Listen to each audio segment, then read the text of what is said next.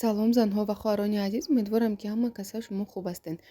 дар навори имрӯза мехостам ки оиди скрининг ба шумо маълумот диҳам.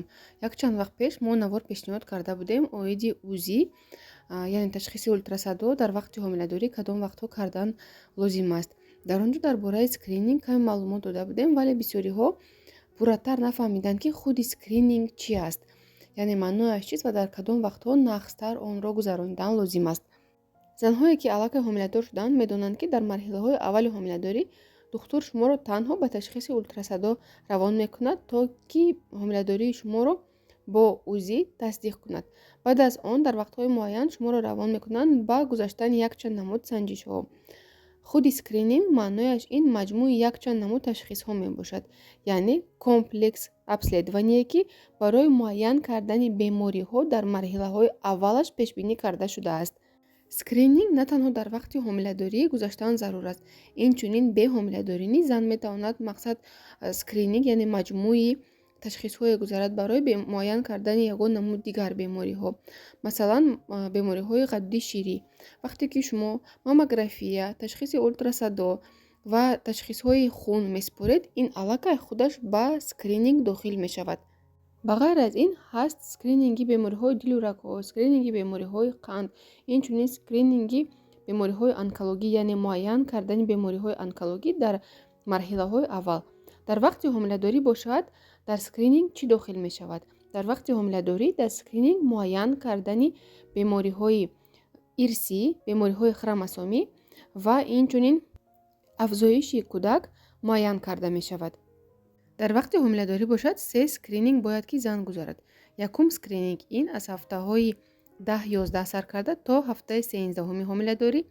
дуюм скрининг ин аз ҳафтаҳои 19-20 сар карда то 22 ҳафтаи ҳомиладорӣ ва сеюм скрининг аз 30 ҳафтаи ҳомиладорӣ то 32 ҳафтаи ҳомиладорӣ бояд ки ҳар як зан гузарад.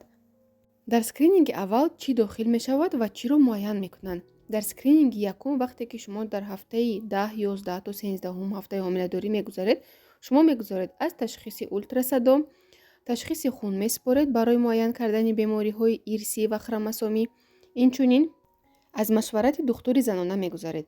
ҳангоме ки ташхиси ултрасадо шумо мегузаред, дар он ҷо муайян карда мешавад афзоиши кӯдак, инкишофи майнаи сар ва дили кӯдак ва инчунин ғафзи мавзеи гардан, ки бениҳоят муҳим аст ки дар ҳамин ҳафтаҳо муайян кунанд, чунки дар ин вақт агар ки ҳамон ғафзиро муайян кунанд, метавонанд тасдиқ кунанд ки дар кӯдак бемориҳои хромосомӣ ба монанди бемории давна вуҷуд дорад ё ин ки не. пас аз гузаштани ташхиси ултрасадо шумо мегузаред ташхиси хун, яъне анализҳои махсус месупоред барои муайян кардани бемориҳои ирсӣ ва хромосомӣ ба монанди синдроми давна, трисомия, хатари преэклампсия, хатари инкишоф наёфтани кӯдак ва хатари бармаҳал таваллуд кардан муайян карда мешавад. пас аз гузаштани ин ташхисҳо ба шумо машварати духтури гинеколог дар кор мешавад ки вобаста ба ҳамон ташхисҳои шумо ба як хулосаи муайян биёянд. якум скрининги аз ҳама муҳим мебошад, чунки чӣ қадаре ки шумо барвақттар муайян кунед ҳолати тифлро, ҳамон қадар барои ҳам зани ҳомила, ҳам барои тифл нақстар аст. дуюм скрининг сар мешавад аз ҳафтаҳои 19-20 то ҳафтаи 22 ҳомиладорӣ. вақте ки шумо дуюм скрининг мегузаред, аллакай дар дуюм скрининг ҳамаи узвҳои тифлро муайян мекунанд.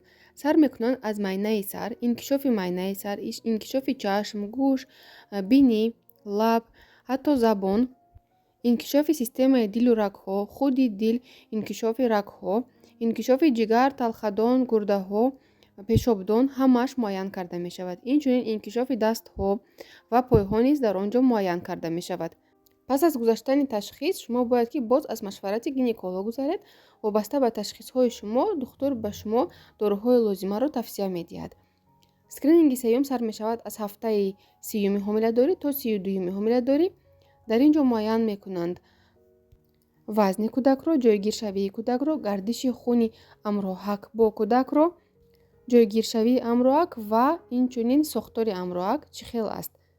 инчунин дар ҳар як ташхисе ки шумо мегузоред дар марҳилаҳои ҳомиладорӣ ба шумо муайян мекунанд дарозии гарданаки бачадон, ин бениҳоят ташхиси муҳим аст, чунки вобаста ба дарозии гарданаки бачадон муайян карда мешавад, ки шумо хатари бармаҳал таваллуд кардан доред ё ин ки не, яъне хатари преждевременный роди дар шумо дида мешавад ё ин ки не. аз ин рӯ ҳар як ташхисе ки шумо мегузоред, яъне ҳар як скрининге ки шумо мегузоред дар марҳилаҳои гуногуни ҳомиладорӣ бениҳоят муҳим аст. Бояд ки ҳар яки онҳоро шумо гузаред ва тавсияҳое ки духтур метиҳад ҳамаи онҳоро иҷро кунед. баъзеҳо мепурсанд ки мешавад ки якум скринингро накунем ё ин ки дуюмашро накунем. хубтараш мешавад ки ягон скринингро шумо пропускат накунед, яъне нагузоред ва ҳамаи онҳоро хубтар мешавад ки гузаред, чунки ин ҳам саломатии шумо ба зарур аст, ҳам саломатии тифл ба зарур аст. дӯстони азиз, умедворам ки навори имрӯзаи мо ба шумо писанд омад. чун ҳар вақта фикрҳои худро оиди навор дар комментариҳо баён созед. саломат бошед.